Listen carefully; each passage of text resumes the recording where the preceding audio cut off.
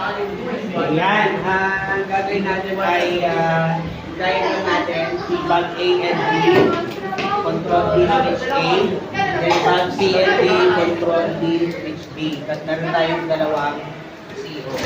So ngayon, okay na yung diagram na visual inspection na natin. So, i-plug in na natin.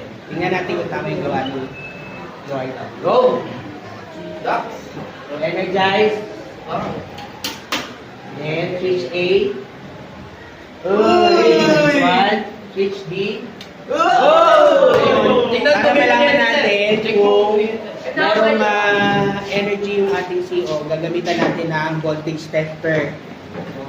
So, kapag umilaw, ibig sabihin merong voltage. Tama, meron. Another is, nice one. Very good, Jordan. Palakpak!